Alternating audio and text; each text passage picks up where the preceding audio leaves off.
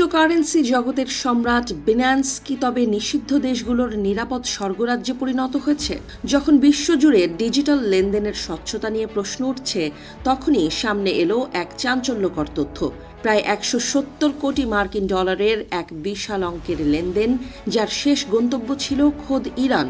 মার্কিন নিষেধাজ্ঞাকে বুড়ো আঙুল দেখিয়ে কিভাবে সম্ভব হলো এই বিশাল আকারের লেনদেন? নিউ ইয়র্ক টাইমস জানিয়েছে, তদন্তের কেন্দ্রবিন্দুতে রয়েছে সিঙ্গাপুর ভিত্তিক প্রায় অজ্ঞাত এক পেমেন্ট প্রসেসর ব্লেজড ট্রাস্ট। সাধারণ মানুষের চোখে এটি কেবল একটি ভেন্ডর কোম্পানি হলেও এর আড়ালে লুকিয়ে ছিল এক ভয়ঙ্কর জাল। এই প্রতিষ্ঠানটি বিন্যান্সের ব্যাক অফিস সামলানোর আড়ালে ১২০ কোটি ডলার স্থানান্তর করেছে এমন সব সত্তার কাছে, যাদের সাথে সরাসরি যোগসূত্র রয়েছে ইরানের। প্রশ্ন উঠেছে, বিন্যান্স কি সত্যিই জানতো না তাদের নাকের ডগায় কি ঘটছে? গল্পের মোড় ঘোরে সিঙ্গাপুরের এক বিলাসবহুল ভিলার ঠিকানায়। ব্লেজড ট্রাস্টের প্রধান নির্বাহী এবং এক রহস্যময় চীনা উদ্যোক্তা একই ভিলা শেয়ার করতেন। আশ্চর্যের বিষয় হল, ওই উদ্যোক্তার হংকংয়ের অফিসটি আগে থেকেই মার্কিন বাণিজ্য বিভাগের ব্ল্যাকলিস্ট বা কালো তালিকায় ছিল। এত বড় একটি লাল সংকেত বা রেড ফ্ল্যাগ বিন্যান্সের চোখে পড়ল না কেন? এটি কি নেহায়েতি অবহেলা নাকি পরিকল্পিত নীরবতা? ডার্ক স্যাপ এবং মাইল্ড অন হ্যান্ডস টেকনোলজি সমৃদ্ধ অরিক্স অ্যাডভান্স ডিটারজেন্ট পাউডার, আপনার লন্ড্রি এক্সপার্ট। রহস্য আরও ঘনীভূত হয় যখন দেখা যায় একজন ৭৮ বছর বয়সী চীনা নাগরিকের বিন্যান্স অ্যাকাউন্ট ব্যবহার করে কোটি কোটি ডলার লেনদেন করা হচ্ছে।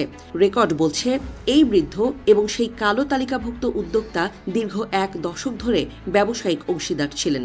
২০২৩ থেকে ২০২৫ সালের মধ্যে এই অ্যাকাউন্টটি থেকে প্রায় ৪৪ কোটি ডলার পাচার হয়েছে, যা শেষ পর্যন্ত পৌঁছেছে ইরানের রেভলিউশনারি গার্ডসের সাথে যুক্ত ওয়ালেটে।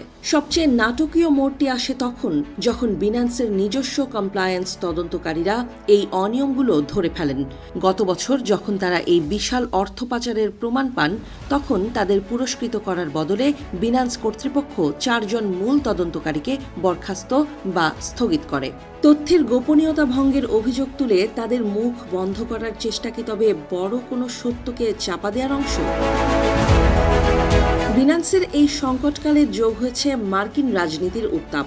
প্রতিষ্ঠানটির প্রতিষ্ঠাতা চ্যাংপেং ঝাও বা সিজেড অর্থ পাচারের অভিযোগে সাজা পাওয়ার পর সম্প্রতি প্রেসিডেন্ট ট্রাম্পের কাছ থেকে ক্ষমা পেয়েছেন। এমনকি ট্রাম্পের পারিবারিক ক্রিপ্টো প্রজেক্টের সাথেও বিন্যান্সের সম্পর্ক গড়ে উঠেছে। রাজনৈতিক এই আশীর্বাদ কি বিন্যান্সকে বড় কোনো আইনি বিপর্যয় থেকে বাঁচিয়ে দেবে? এদিকে বিন্যান্সের বর্তমান কমপ্লায়েন্স কর্মকর্তা নৌ পারম্যান দাবি করেছেন, ইরানের লেনদেনের পরিমাণ আসলে তদন্তকারীদের দাবির চেয়ে অনেক কম। তারা বলছেন, ব্লেজড ট্রাস্টের সাথে গত জানুয়ারিতেই তারা সম্পর্ক ছিন্ন করেছেন এবং তাদের সুরক্ষা ব্যবস্থা কঠোরভাবে কাজ করছে। কিন্তু সমালোচকদের প্রশ্ন, সম্পর্ক ছিন্ন করতে কেন ১ বছরেরও বেশি সময় লাগলো? বর্তমানে মার্কিন বিচার বিভাগ এবং সিনেট এই লেনদেনের তদন্ত শুরু করেছে। আন্তর্জাতিক নিষেধাজ্ঞা ফাঁকি দিয়ে ডিজিটাল মুদ্রার এই অন্ধকার পথ কি শেষ পর্যন্ত বিন্যান্সকে খাদের কিনারায় নিয়ে যাবে, নাকি ক্ষমতার প্রভাব আর আইনি মারপ্যাচে ধামাচাপা পড়ে যাবে ১৭০ কোটি ডলারের এই ভয়াবহ কেলেঙ্কারি?